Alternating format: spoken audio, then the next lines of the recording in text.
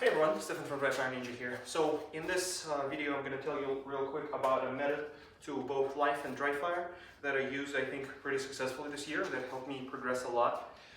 It's called Extend Hybrid because it extends beyond the original hybrid drill by what I heard was taught by JJ Rakaza in one of his classes. So what I heard, I've never took the class, I've been just told by my friend that JJ uses this thing to diagnose and tell a student if they're doing DryFire properly, if they're honest with their DryFire to themselves. So basically what you do in hybrid, it's a LiveFire drill. You run a course or classifier, doesn't really matter what. Once in LiveFire, you remember the time.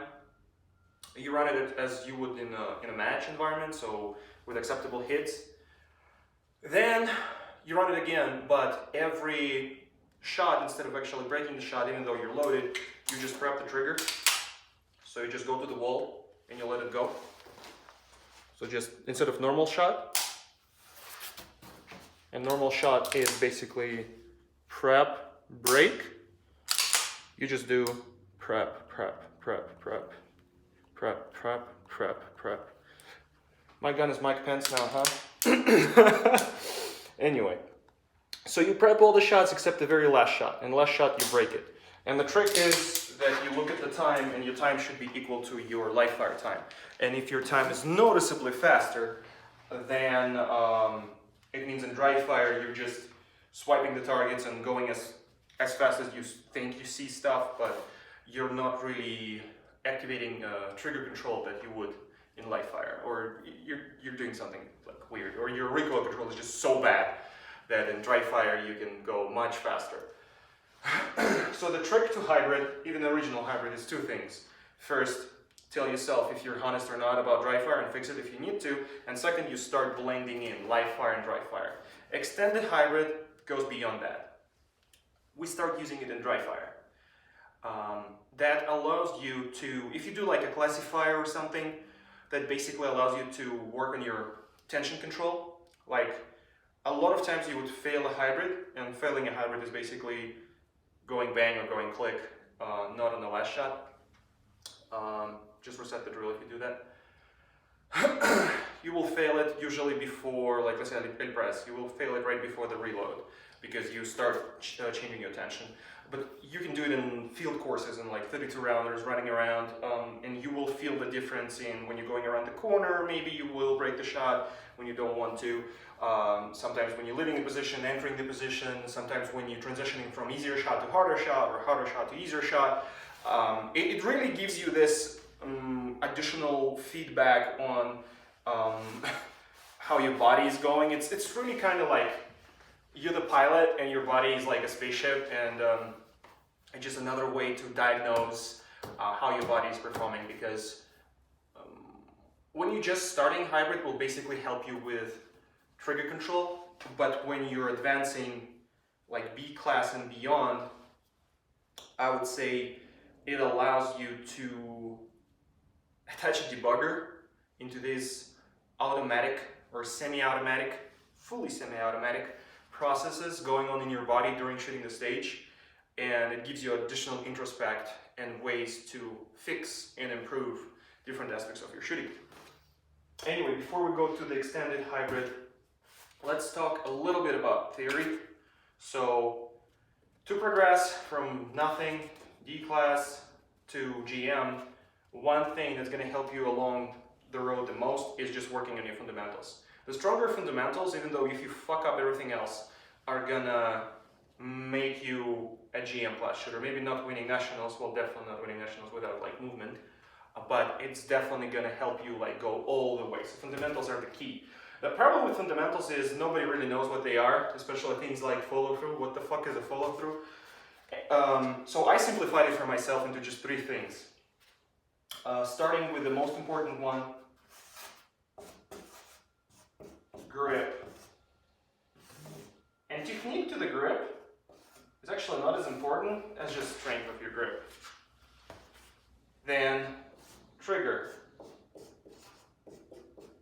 Affects accuracy, affects speed, but if you fuck up your grip, it's not going to help you. stop laughing at my writing.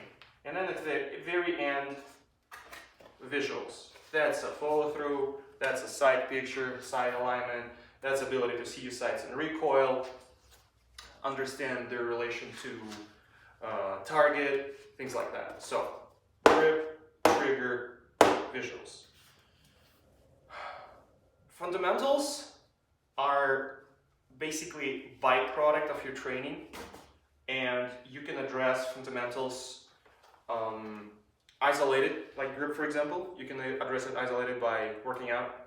Or trigger, this is what old school FUD lore DryFire is, when you put a shell casing on top of your slider, on top of your front side, and you just press the trigger carefully without disturbing your sights. Absolutely useless method, by the way. You can do it for like first 2 days of gun ownership, then you can throw it out the window and you're gonna be fine. Visuals is the most interesting thing. Of course, LiveFire, of course, DryFire going with the speed of the trigger. We're gonna talk about that a little bit later in this video.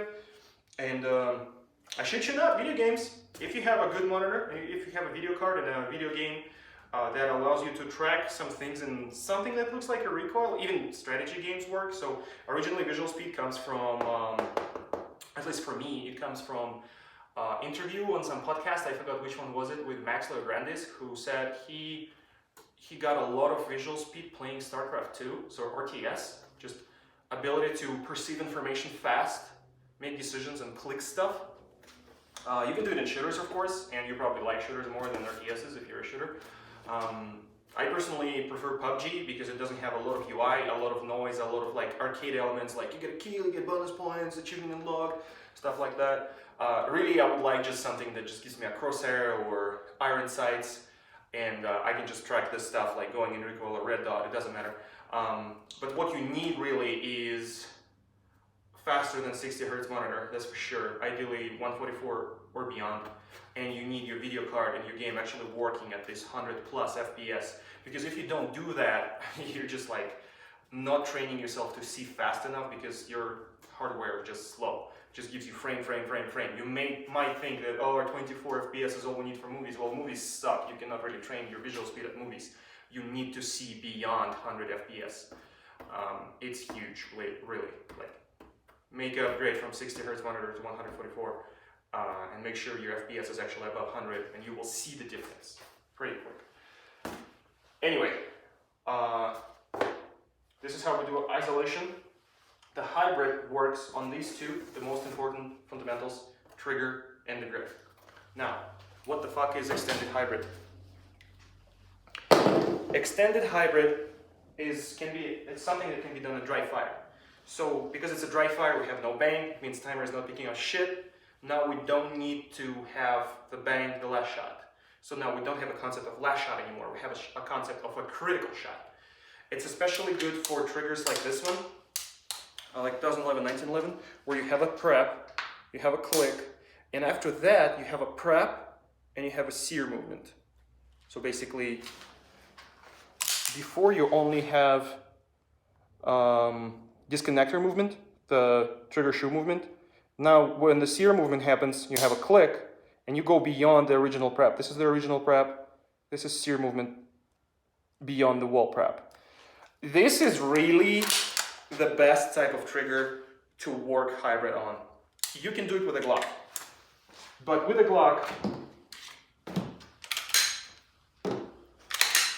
what you're gonna have is original prep to the wall, and it's gonna be mushy. Even like good triggers are mushy at the wall, so you don't really know. Instead of being like a precise point where the wall is, for Glock triggers, it's gonna be, it's either here or here, it's somewhere within this area, this range, and then you have a click, and then you have a dead trigger.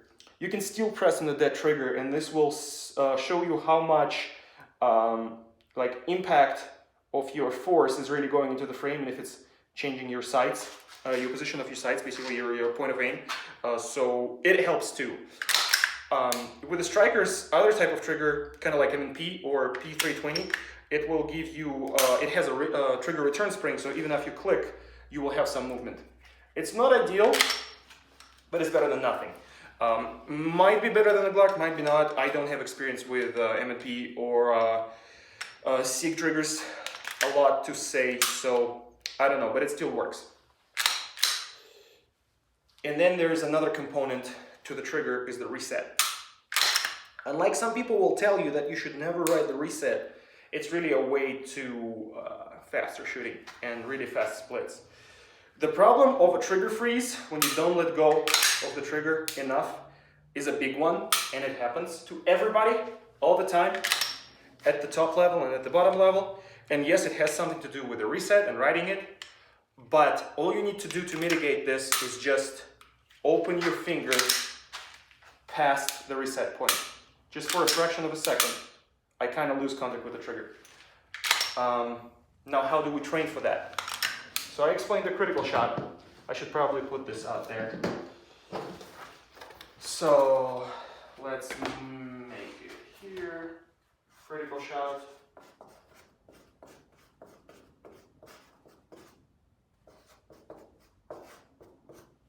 And then reset speed.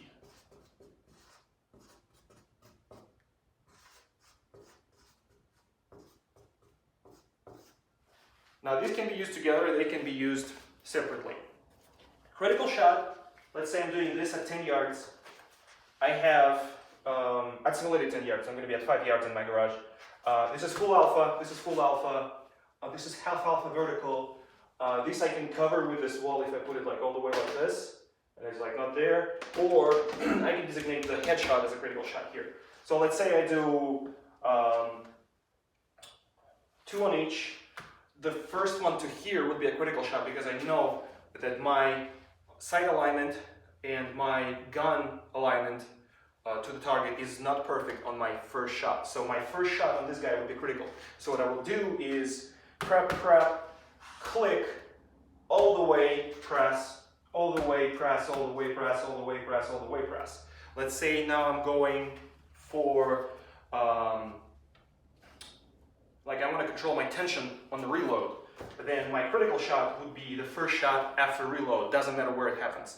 If I click before the reload happening, before reload is done, I fucked it up. I need to readjust my tension or watch it when I'm doing it.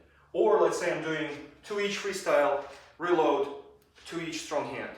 The first shot on the strong hand would be the critical shot, or the first hardest shot on the strong hand would be a critical shot. So I will be doing prep, reload, prep, click, prep all the way, prep all the way, prep all the way. Now, this is explaining critical shot. What is a reset speed? Reset speed is more really important about things like 2011, 1911 trigger. So basically top performance trigger that you can find. Here's how you do it.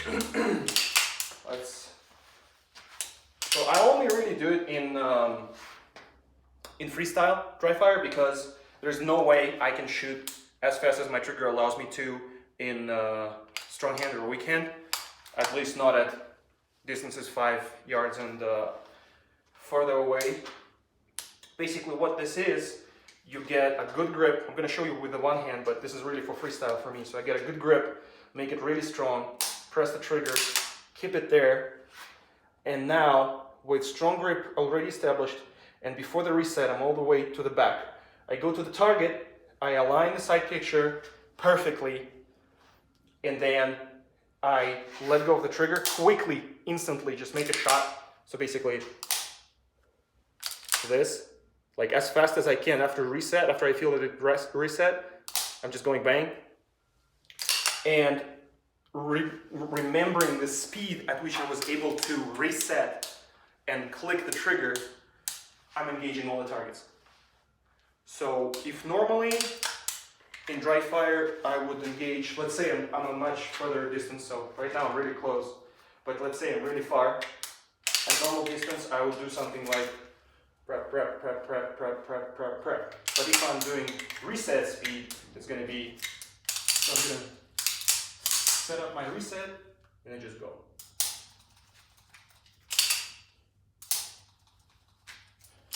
Now, critical shot can be done together with a reset speed, and that brings your trigger control really to its limit. Basically, You start in the reset again, but instead of clicking, you prep. See, I just failed that. I need to slowly refill the trigger. Okay, that feels good. Readjust the grip. Okay. Failed.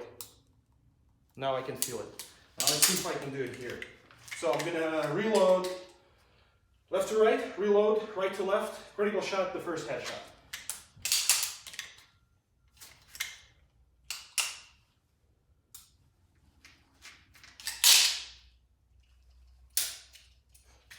Forgot second shot on the headshot. So now I'm not processing with my head fast enough because the trigger speed is faster than my visual speed. Failure instantly.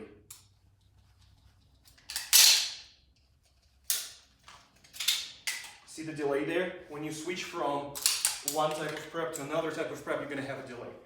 If you can minimize this delay, it's good. It means you're processing things fast. It means you're pressing everything fast. And of course, I watch the sides carefully on all this. I was so quick because right now I'm like 2 yards max. And that gives me 4 yard targets, just like a hoser stuff. Even with partials. So, for the purpose of this video, I think we're done. Fundamentals, grip, most important, trigger, second important, visuals, least important, critical shot, reset speed, and this is the extended hybrid. Thanks for watching.